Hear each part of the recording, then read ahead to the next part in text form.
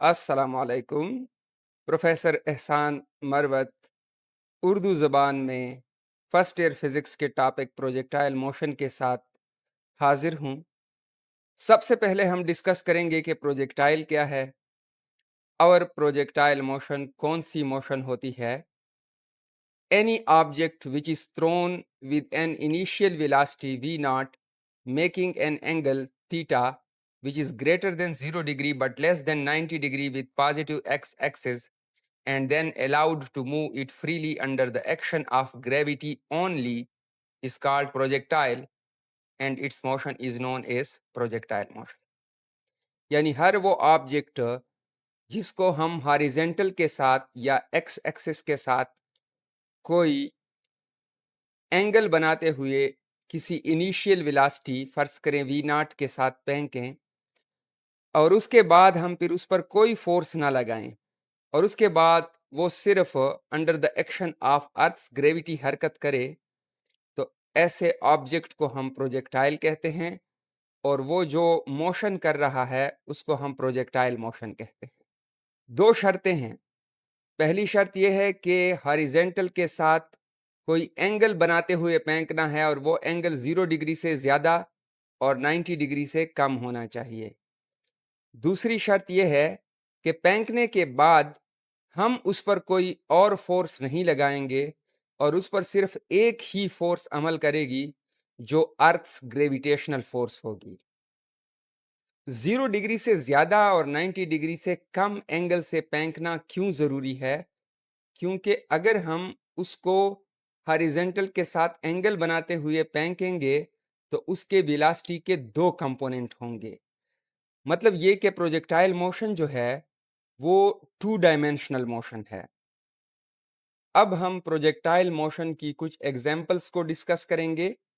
Example number 1, an arrow shot released from बो, यानी कमान से निकला हुआ तीर।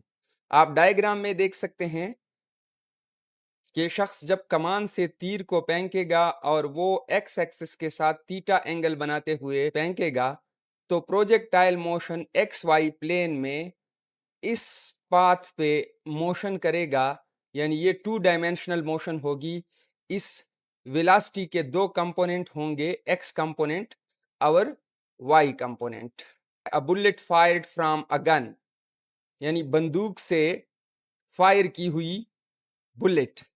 अगर आप फायर करते हैं और फायर इस तरीके से करते हैं कि बुलेट एक्स एक्सिस के साथ कोई एंगल बनाते हुए मोशन करे, तो फिर ये भी प्रोजेक्टाइल मोशन की एक एग्जांपल है। और बुलेट पैराबोलिक पाथ पर मोशन करेगी, उसकी वेलोसिटी के दो कंपोनेंट होंगे, एक्स कंपोनेंट और वाई कंपोनेंट है। A ball thrown or kicked at an angle. Let suppose हमारे पास एक फुटबॉल प्लेयर है और वो फुटबॉल को किक करता है और वो फुटबॉल एक्स एक्सिस के साथ एंगल बनाते हुए मोशन करता है पैराबोलिक पाथ पे, जो टू डायमेंशनल मोशन है। तो ये भी प्रोजेक्टाइल मोशन की एक एग्जाम्पल है। यहाँ पर ये फुटबॉल प्रोजेक्टाइल कहलाएगा और ये जो मोशन करेगा उसको हम प्रोजेक्टाइल मोशन कहेंगे। नेक्स्ट एग्जाम्पल हमारे पास है a bomb released from airplane in level flight. फर्ज करें हमारे पास एक एयरप्लेन है जो लेवल फ्लाइट में ट्रेवल कर रहा है, जैसे कि आपको डायग्राम में नजर आ रहा है, और वो एक बम रिलीज करता है। तो जब ये बम मोशन करेगा तो ये पैराबोलिक पाथ पर मोशन करेगा, क्योंकि वो रिलीज होने से पहले इस एयरप्लेन का हिस्सा था, उसकी वेलोसिटी का एक्स कंपोनेंट था। क्योंकि ये airplane along x axis move कर रहा था, तो इस बम की वेलोसिटी के पास भी एक्स कंपोनेंट था। लेकिन रिलीज होने के बाद अर्थ उसको अपनी तरफ अट्रैक्ट करती है, जिसकी वजह से वो टू डायमेंशनल मोशन करता है। तो ये भी प्रोजेक्टाइल मोशन की एक एग्जाम्पल है। याद रखें कि अगर आपसे कोई पूछे कि क्या इस एयरप्लेन की मोशन प्रोजेक्टाइल मोशन है, तो आपका जवाब नो में होना चाहिए। क्योंकि अगर एयरप्लेन किसी एयरपोर्ट से उड़ता है और आगे जाकर किसी दूसरे एयरपोर्ट पर लैंड करता है, तो इसकी मोशन प्रोजेक्टाइल मोशन नहीं है। क्योंकि हमने ये कंडीशन पहले बयान कर दी है कि प्रोजेक्टाइल मोशन को थ्रो करने के बाद, प्रोजेक्ट करने के बाद उस पर सिर्फ एक ही फोर्स अमल करेगी, अर्थ्स ग्रेविटेशनल फोर्स, जबकि एयरप्लेन के अंदर इंजन लगे होते हैं जो उस पर मुतवातर फोर्स लगाते हैं। लिहाजा एयरप्लेन की मोशन प्रोजेक्टाइल मोशन नहीं है। प्रोजेक्टाइल मोशन के लिए हमारे पास प्रोजेक्टाइल की इनिशियल वेलोसिटी नोन क्वांटिटी होती है, मतलब वी नॉट उस वेलोसिटी का मैग्नीट्यूड होता है, और ये थीटा एंगल ऑफ प्रोजेक्शन है जो उस वेलोसिटी की डायरेक्शन को शो करता है। अगर हमारे पास वेलोसिटी की मैग्नीट्यूड और डायरेक्शन नोन है, तो फिर हम इस वेलोसिटी के एक्स और वाई कंपोनेंट को इजीली फाइंड आउट कर सकते हैं। तो ये V not x we not cos theta के इक्वल होगा, और V not Y V not sine theta के इक्वल होगा। अब वो कौन सी क्वांटिटीज है जिनको हमने फाइंड आउट करना है? उसमें सबसे पहले नंबर पर है velocity at any time T, जिसको आप फाइनल वेलोसिटी भी कहते हैं। दूसरे नंबर पर है हाइट ऑफ अ प्रोजेक्टाइल। तीसरे नंबर पर है टाइम ऑफ फ्लाइट, और चौथे नंबर पर है रेंज ऑफ प्रोजेक्टाइल। अब हम प्रोजेक्टाइल मोशन को एक्सप्लेन करेंगे। फर्ज करें कि हमारे पास एक बॉडी है और उसको हमने वी नॉट वेलोसिटी के साथ एक्स एक्सिस के साथ थीटा एंगल बनाते हुए प्रोजेक्ट किया, थ्रो किया, और वो एंगल 0 डिग्री से ग्रेटर था जबकि 90 डिग्री से कम था। प्रोजेक्टाइल मोशन का डायग्राम आपको नजर आ रहा है। हम ऑरिजिन से किसी प्रोजेक्टाइल को थ्रो करेंगे, फेंकेंगे या प्रोजेक्ट करेंगे, तो ये जो ऑरिजिन है, जिस जगह से हम उस प्रोजेक्टाइल को फेंकते हैं, उस पॉइंट को हम कहते हैं पॉइंट ऑफ प्रोजेक्शन। और जिस वेलोसिटी के साथ हम उसको फेंकते हैं, जो इनिशियल वेलोसिटी हम उसको देते हैं, उसको हम कहते हैं वेलोसिटी ऑफ प्रोजेक्शन। और एक्स एक्सिस के साथ जो एंगल बनाते हुए फेंकते हैं, उस एंगल को हम कहते हैं एंगल ऑफ प्रोजेक्शन। जब ये प्रोजेक्टाइल मूव करेगा तो वो इस पैराबोलिक पाथ के एलांग मूव करेगा और इस टारगेट को हिट करेगा। जिस रास्ते से प्रोजेक्टाइल मूव करता है उसको ट्रेजेक्ट्री कहा जाता है। ट्रेजेक्ट्री का मतलब होता है पाथ ऑफ प्रोजेक्टाइल। और ट्रेजेक्ट्री पे जो सबसे हाईएस्ट पॉइंट होता है उसे समिट पॉइंट कहते हैं। ये प्रोजेक्टाइल आगे जाकर जिस पॉइंट पे हिट करता है उसे टारगेट कहा जाता है, और पॉइंट ऑफ प्रोजेक्शन से टारगेट तक जो हॉरिजॉन्टल डिस्प्लेसमेंट होता है उसे रेंज ऑफ प्रोजेक्टाइल कहा जाता है। पॉइंट ऑफ प्रोजेक्शन से फेंकने के बाद से लेकर टारगेट को हिट करने तक प्रोजेक्टाइल जो टाइम हवा में गुजारता है उसे टाइम ऑफ फ्लाइट कहा जाता है। प्रोजेक्टाइल मोशन के लिए आपको इस पॉइंट को याद रखना होगा कि प्रोजेक्टाइल मोशन में प्रोजेक्टाइल पर सिर्फ अर्थ ग्रेविटेशनल फोर्स एक्ट करती है। यहां तक कि एयर रेजिस्टेंस को भी हम इग्नोर कर देते हैं। लिहाजा किसी भी प्रोजेक्टाइल में एलॉन्ग एक्स एक्सिस एक्सेलरेशन 0 होगा, क्योंकि एलॉन्ग एक्स एक्सिस कोई फोर्स अमल नहीं कर रही। फोर्स एक ऐसा एजेंट है जो किसी बॉडी में एक्सेलरेशन पैदा करता है। लिहाजा अगर प्रोजेक्टाइल पर एलॉन्ग एक्स एक्सिस कोई फोर्स अमल नहीं कर रही तो एलॉन्ग एक्स एक्सिस एक्सेलरेशन भी 0 होगा। जबकि अर्थ ग्रेविटेशनल फोर्स प्रोजेक्टाइल पर अमल करती है, लिहाजा प्रोजेक्टाइल मोशन में जो एक्सेलरेशन होगा वो ड्यू टू अर्थ ग्रेविटी होगा, और अर्थ किसी भी ऑब्जेक्ट को डाउनवर्ड अट्रैक्ट करती है। लिहाजा प्रोजेक्टाइल में एक्सेलरेशन एलॉन्ग वाई एक्सिस होगा जो कि -g के बराबर होगा। यहाँ नेगेटिव साइन ये शो करेगा कि इस एक्सेलरेशन की direction along negative Y axis होगी। ये जो आपको डायग्राम में ऊपर नजर आ रहा है ये पॉजिटिव वाई एक्सिस है, और डाउनवर्ड नेगेटिव वाई एक्सिस होगा। इस डिस्कशन से हमें पता चलता है कि प्रोजेक्टाइल मोशन में एक्स कंपोनेंट ऑफ वेलोसिटी बिल्कुल चेंज ही नहीं होता, क्योंकि एलॉन्ग एक्स एक्सिस एक्सेलरेशन 0 है, और उसकी वजह एलॉन्ग एक्स एक्सिस फोर्स का 0 होना है। जबकि प्रोजेक्टाइल की वेलोसिटी का वाई कंपोनेंट चेंज होगा। तो सबसे पहले हम प्रोजेक्टाइल की फाइनल वेलोसिटी या velocity at any time T calculate करेंगे, जिसको हम v से डिनोट करते हैं। जैसे कि आपको पता है कि प्रोजेक्टाइल मोशन में एलॉन्ग एक्स एक्सिस एक्सेलरेशन 0 होता है, जबकि along Y axis acceleration -g के बराबर होता है। और उसकी वजह ये होती है कि अर्थ प्रोजेक्टाइल को डाउनवर्ड अट्रैक्ट करता है, लिहाजा acceleration along negative Y axis होती है। प्रोजेक्टाइल मोशन एक 2 डायमेंशनल मोशन है। इसकी वेलोसिटी का एक्स कंपोनेंट और वाई कंपोनेंट होगा, इसलिए सबसे पहले हम फाइनल वेलोसिटी का एक्स कंपोनेंट फाइंड आउट करेंगे और फाइनल वेलोसिटी का एक्स कंपोनेंट फाइंड आउट करने के लिए हम फर्स्ट इक्वेशन ऑफ मोशन का इस्तेमाल करेंगे। First equation of motion Vf is equal to v i plus a t है। हम चूंकि फाइनल वेलोसिटी को v से शो कर रहे हैं और इनिशियल वेलोसिटी को v नॉट से शो कर रहे हैं, लिहाजा हमारे पास इक्वेशन होगा v is equal to we not plus a t. अब यही इक्वेशन हम x कंपोनेंट के लिए लिखेंगे, vx is equal to we not x plus a x into T.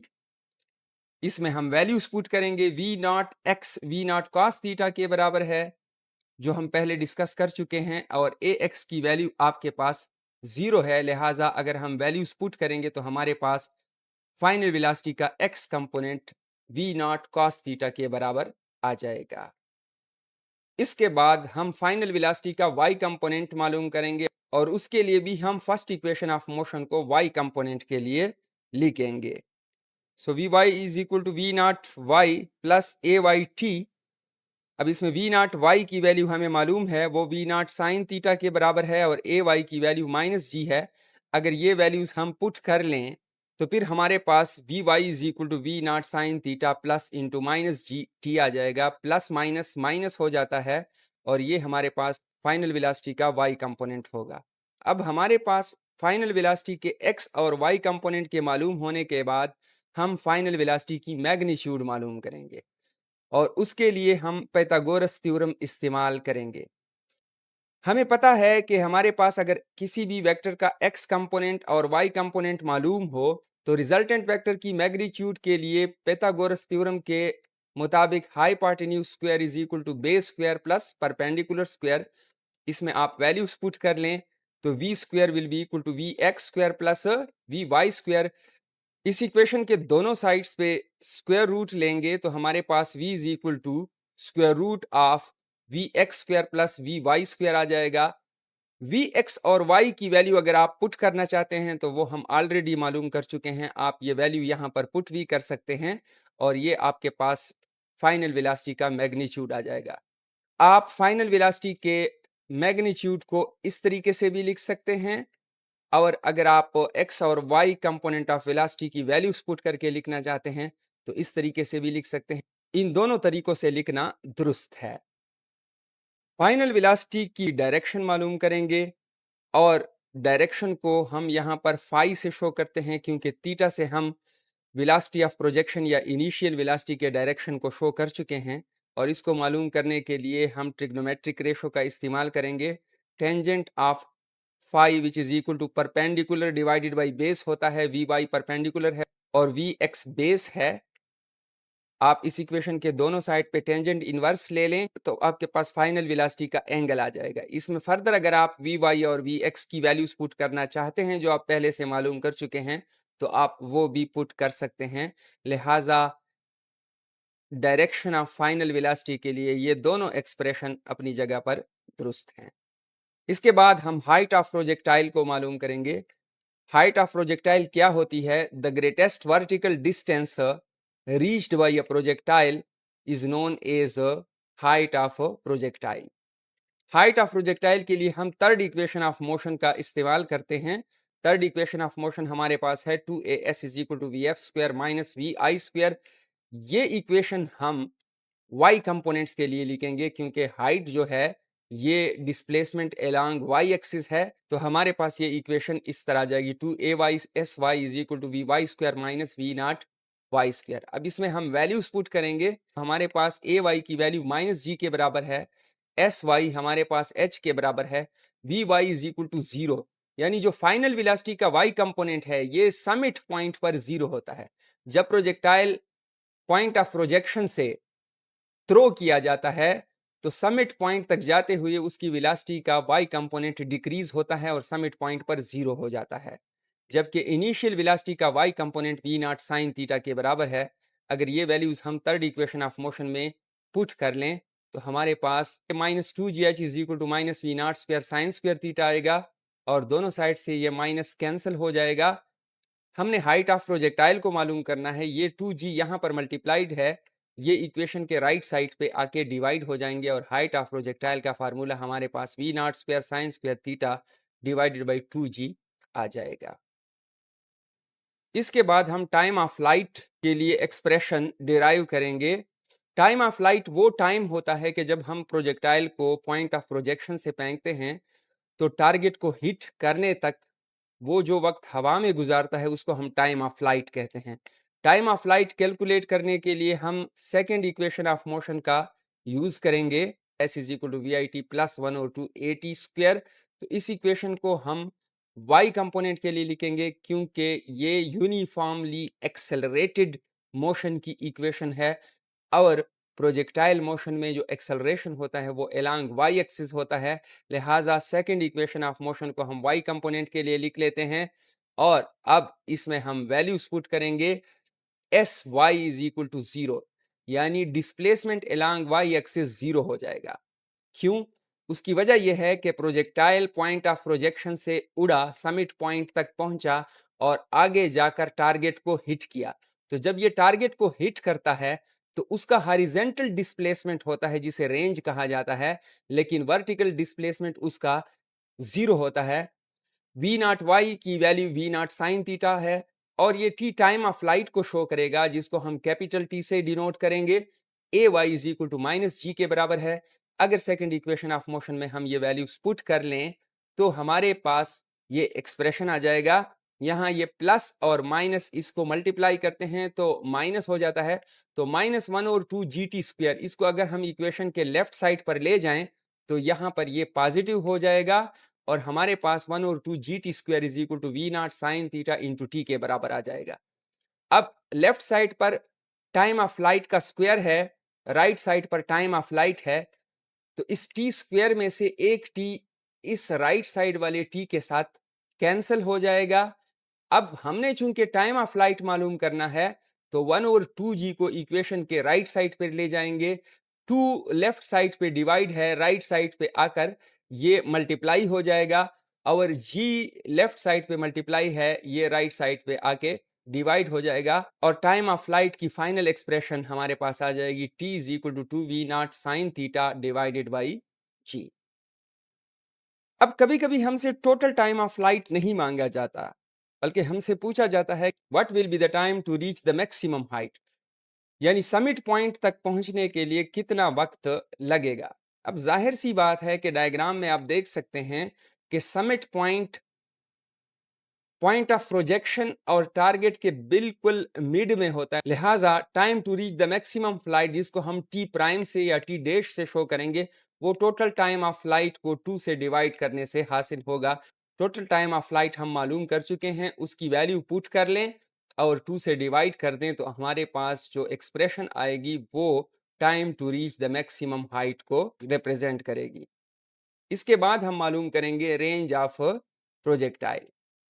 Projectile जो हॉरिजॉन्टल डिस्प्लेसमेंट ट्रेवल करता है उसे रेंज कहा जाता है। रेंज ऑफ प्रोजेक्टाइल का एक्सप्रेशन डिराइव करने के लिए हम सेकंड इक्वेशन ऑफ मोशन का यूज करेंगे और सेकंड इक्वेशन ऑफ मोशन को हम एक्स कंपोनेंट के लिए लिखेंगे क्योंकि range of projectile horizontal displacement है, अलोंग एक्स एक्सिस है। अब इस इक्वेशन में हम वैल्यूज पुट करेंगे। चूंकि डिस्प्लेसमेंट अलोंग एक्स एक्सिस को हम रेंज कहते हैं लिहाजा इसको हम आर से शो करेंगे। वी नॉट एक्स हमें पहले से पता है, वी नॉट कॉस थीटा के बराबर है और टाइम जो होगा वो टाइम ऑफ फ्लाइट के इक्वल होगा। ए एक्स हमारे पास जीरो के इक्वल होता है। Second equation of motion value करने के बाद हमारे पास रेंज बराबर होगा R is equal to we not cos theta. ये टी टाइम ऑफ फ्लाइट है, इसकी वैल्यू हमने पुट करी है जो हम पहले से डिराइव कर चुके हैं। हमारे पास R is equal to we not square two sine theta cos theta divided by G आ जाएगा। Two sine theta cos theta sine two theta के कैसे इक्वल होता है? ट्रिग्नोमेट्री में हमारे पास एक फार्मूला है, sine of alpha plus beta is equal to sine alpha cos beta plus cos alpha sine beta. अब इसमें अगर हमारे पास एल्फा और बीटा दो ऐसे एंगल हों जो इक्वल हों तो हम लिख सकते हैं कि alpha is equal to beta is equal to theta. चूंकि अल्फा और बीटा सेम एंगल है, लिहाजा हम दोनों को थीटा के इक्वल लिख लेते हैं। इस अल्फा और बीटा की जगह अगर हम थीटा पुट करेंगे तो हमारे पास sine of theta plus theta is equal to sine theta cos theta plus cos theta sine theta आ जाएगा। Theta plus theta two theta के इक्वल होता है, लिहाजा यह आ जाएगा साइन टू थीटा, और ये साइन थीटा कॉस थीटा है plus sine theta cos theta, तो ये two sine theta cos theta के इक्वल आ जाएगा।